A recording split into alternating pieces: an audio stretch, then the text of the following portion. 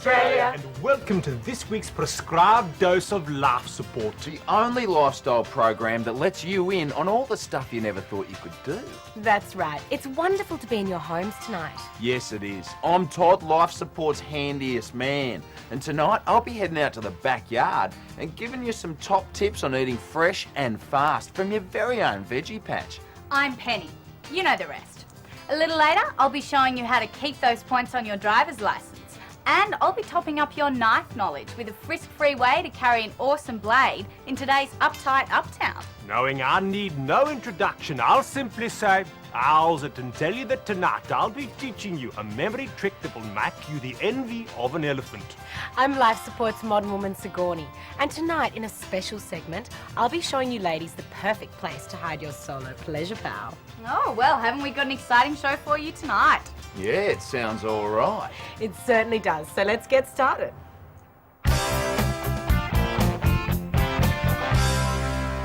You know, there's nothing more satisfying than eating your own food from your own garden. But unfortunately, too many people think they don't have the time to tend to a veggie patch or even the time to wait for nature to deliver the goods. But if you take a tip from Todd, you can maintain that gratifying feeling of self-sufficiency without the hassle. Instead of planting seeds, just bury canned veggies in your garden. You still feel in touch with the land, but you guarantee a meal from your garden instantly. Now, there are a couple of things you should know if you're keen to try this at home. Firstly, make sure your soil has good drainage. If it retains too much moisture, that could spell a spot or two of rust, not to mention rotting away labels, and you don't want potluck for dinner every night. Secondly, this type of gardening is ideal for what we call companion planting. This is when you group together all the vegetables and herbs that complement each other. Like sliced beetroot and 3-bean mix should always be planted together because they partner up so well in a buffet lunch spread. Try to avoid putting carrots and asparagus together as they are seasonal vegetables and don't really mix well. And if you're living in an apartment or you don't have a garden, you can still be satisfyingly self-sufficient with a simple window box herb garden. Basil.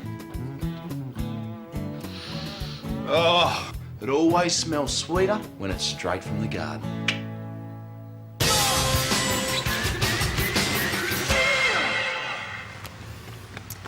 Did you know that the cops now have the power to randomly stop and search anyone they think might be carrying a knife? They're victimising people just because of the way they look. And apparently we look like the kind of people that'd carry a blade. But don't worry, because there is a way for you to carry a knife without the cops giving you a second look. Simply dress in chef's whites. It's customary to carry the tools of your trade to work with you, and you don't even have to conceal them. And let's face it, this is going to do a lot more damage than some pussy butterfly knife. So there you go, kids. If you're in a knife-carrying gang, don't wear colours, wear whites, because the cops will always leave whites alone. See ya.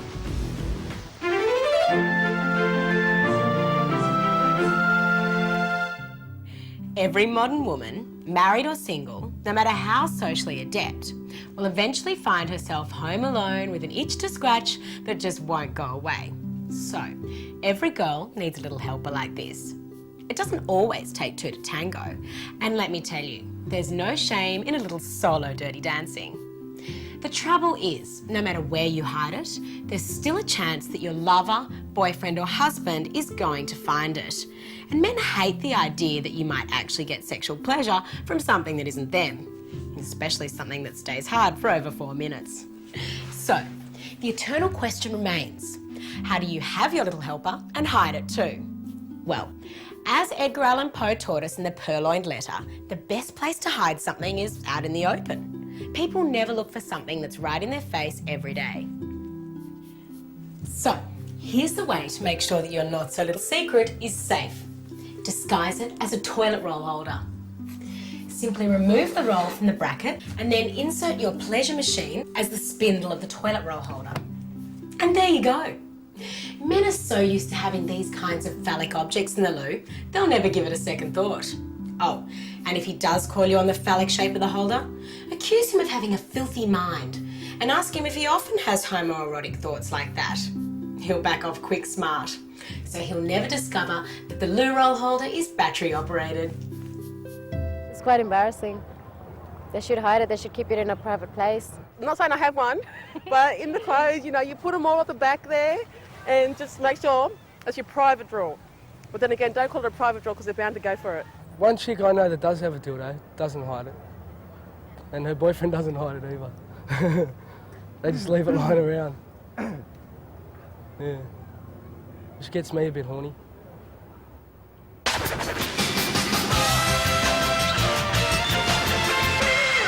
Geez, Dr. Rudy, what do you reckon about that?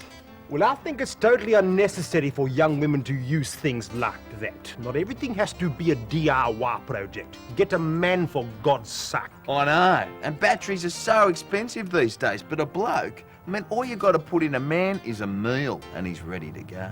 That's right. And next time she declines your advances by saying she has a headache, remember it's probably from the buzzing sound she's been listening to all day. Geez, Dr. Rudy, you might be onto something there. Well, let's move on now, shall we, Todd? Yeah, right. And let's do that by taking a look at this.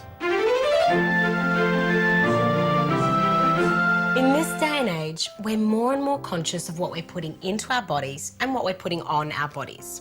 So, when you're next buying makeup, here's a label all modern women should look for.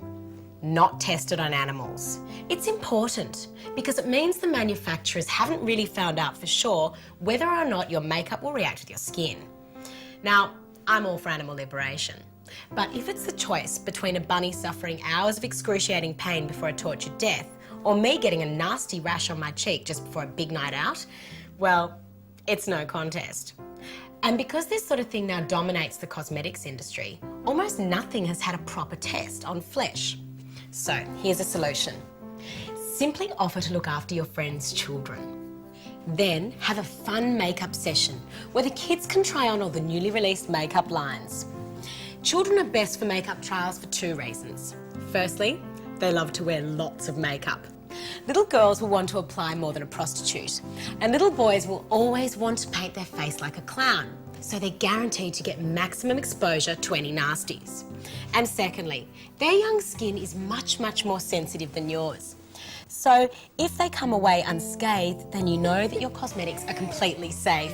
And if they discover a product that's probably best avoided, those tears will be washed away with a piece of chocolate long before Mummy and Daddy come home. Make sure you carefully note the product so that you never use it and so you can recommend it to girlfriends who've done you wrong. Or better? So remember, it's still possible to have a clear conscience and a clear complexion. Not tested on animals? No need, when they've been tested on little angels. The problem Australia is facing at the moment is that a lot of our international brothers and sisters are taking a leaky cruise ship to rock up on our lucky doorstep. So since a lot of these boat folk are from Afghanistan and all they want to do is settle down and lead a peaceful life, how about some of you lucky Aussie farmers show a bit of heart and arrange for an Afghani family to leave their own bombed out backyard and settle into yours? It'll be well worth it, because while you help your new Afghani brothers and sisters, aunts, uncles, cousins and grandparents find a new home, you'll be able to use their expertise in semi-arid farming to your advantage. Before America and their mates moved in, Afghanistan's major export crop was poppies, which when refined supply 70% of the world's heroin. So remember, think globally, act locally. The next time your field is fallow, don't follow the crowd.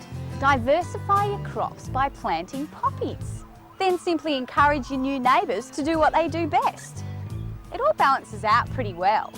The Afghanis are experts in cultivating semi-arid soil and they want to live here.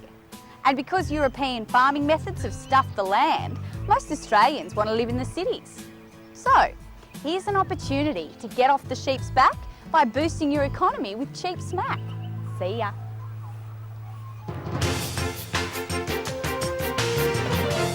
How's it? Dr. Rudy here. In this age of networking, when remembering someone's name is more important than talent or work ethic, the one thing that you don't want to have is a poor memory.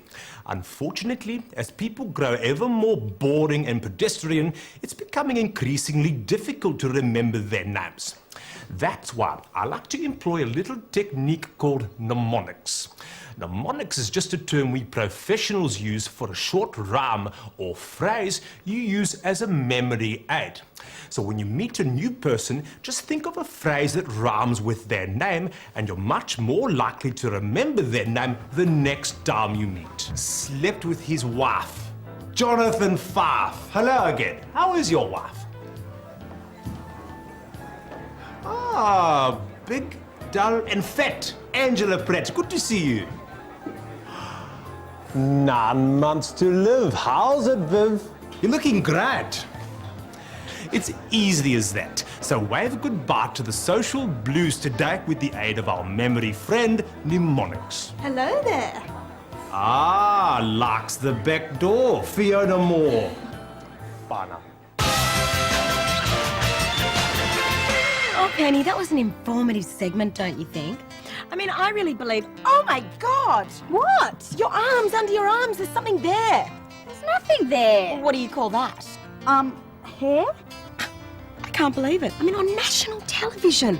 I mean, you don't have to respect yourself, but at least you can respect the people at home.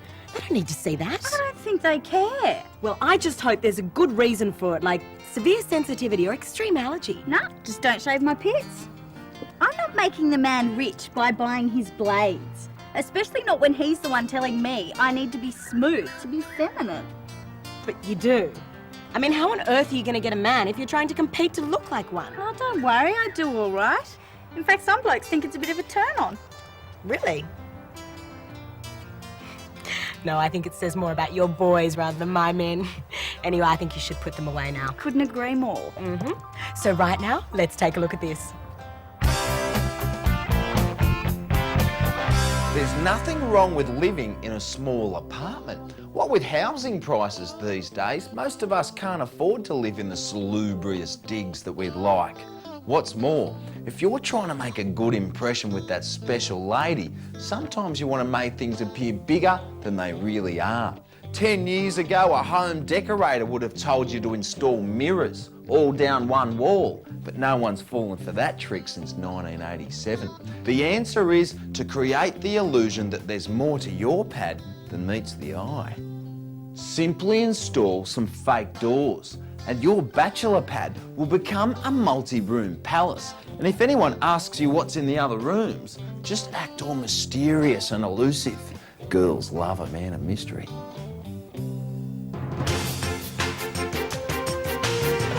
The real estate market is by definition competitive. But with so many houses up for auction every week, how do you differentiate your investment property from the others in the street? The answer is simple. No matter how far we think we've crawled out of the primeval ooze, we are still motivated by primitive urges. So, on the day of your auction, just borrow your next door neighbour's house and then phone your favourite madam and engage the services of 2 trustworthy professionals, giving them explicit instructions. At 600, take your 25s, 625 to bid now. Would you like to meet them? 700. At 700,000 to bid, 50 to bid now. Yeah. 750. Remember, when it comes to real estate, it's all about position, position, position. So take my advice and you'll double the return on your extremely hot property. Sold to you, sir. Congratulations. Bye now.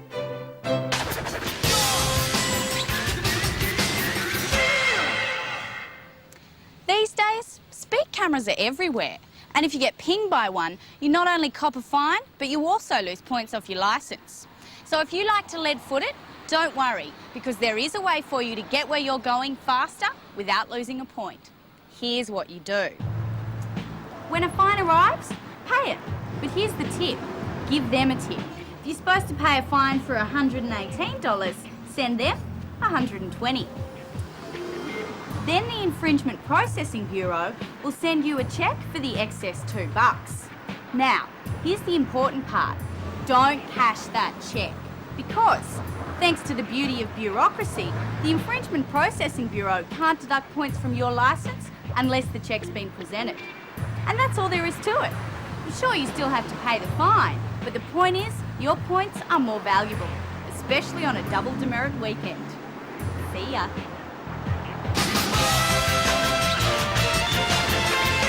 Gee, Sigourney, seeing as that's the mailbag, why don't we take a look at this week's viewers' letters? And this week we've got a very special letter from a very special young lady. Okay. She writes, "My name is Daisy and I'm an Aboriginal woman who is part of the stolen generation. I'd been living happily with my foster parents Doug and Beverly for 5 years. I had a television in my room, made decent pocket money and was on the hockey team. Then one day, someone decided this was wrong and callously took me away from them. I didn't even get a chance to say goodbye. Gee, this nation of ours has a lot to answer for. I followed the white picket fence back to our home in St Ives, but they'd already moved on.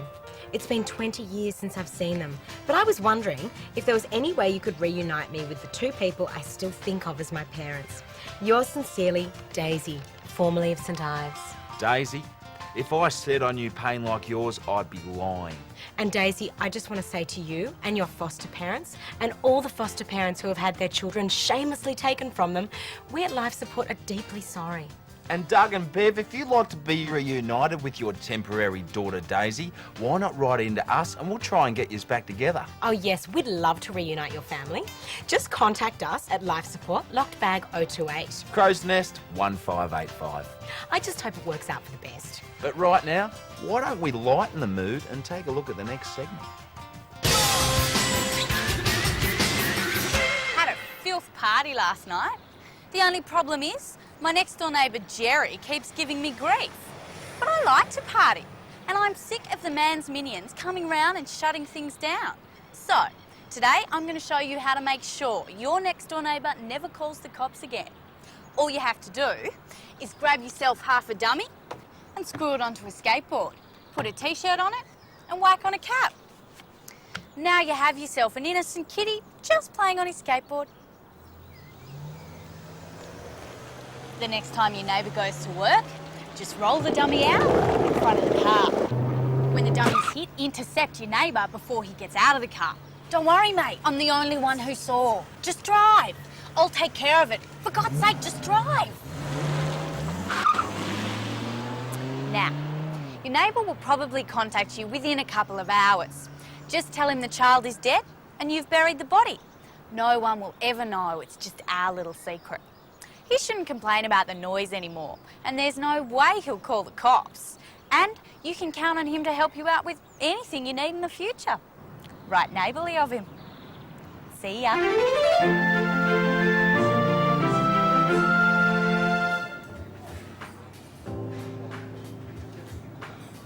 Uncomfortable shoes can take the fun out of even the nicest evening. Your mind should be focused on him, but instead it's focused on the pain from the blood blister that's swelling up in your stiletto. But of course you can't wear comfortable shoes. We all know what they say about women who wear comfortable shoes. Fortunately, I have a solution. Next time you have a big night out wearing sadomasochistic shoes, get a doctor to give you an epidural. That's right. Once I inject this anaesthetic into Sigourney's spine, she won't be able to feel anything from the waist down. Thanks, Dr. Rudy. Do you like my new shoes? They could be lined with razor blades. I don't feel a thing. Now I can hang on his every word without selfishly thinking about my own pain. True, you do need to take sex into consideration. But I find that in certain cases, not being able to feel anything can sometimes be an advantage. Okay, I've picked up heaps of chicks in the clubs. They got high heels on. I mean, they come home. Sometimes I go home, a couple of them if I'm lucky. And they go all blisters and that. And I go, what do you wear them? They go, I don't care. Just to look good.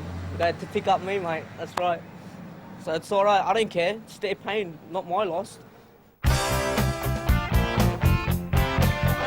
Oh, g'day.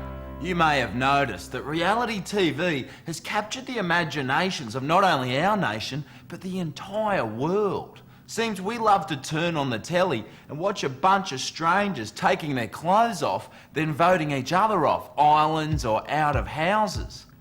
Now, I'll be honest with you, I'd love to be involved in a game like this, but the reality is, only one person walks away with that prize. But there is a way for you at home to enjoy the thrills and excitements of the reality TV experience, making sure you walk away with it all.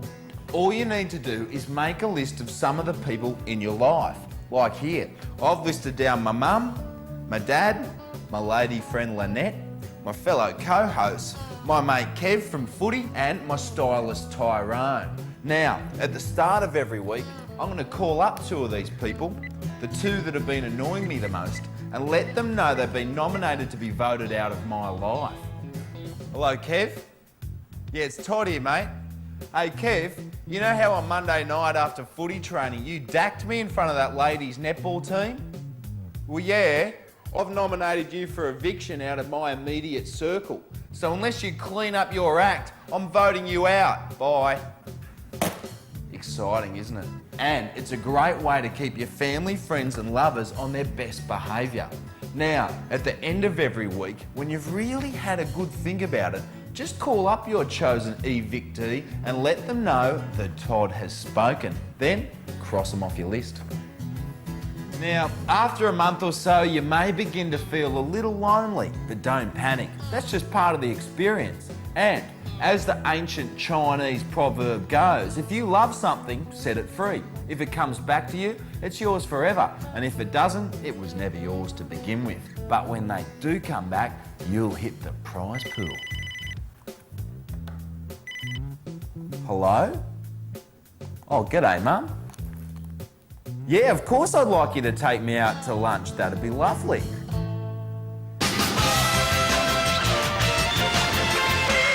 Well, there's a chance you aren't going to believe this, but here we are, which means it's the end of another show.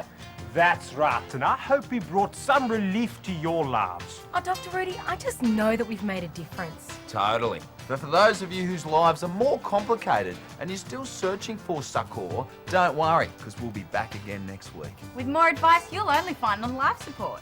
In the meantime, why not rejuvenate yourself at a health spa? And don't forget, the only reason we're in here is because you're out there. Until then, be good to one another. And remember, we're here for you. Good night, Australia.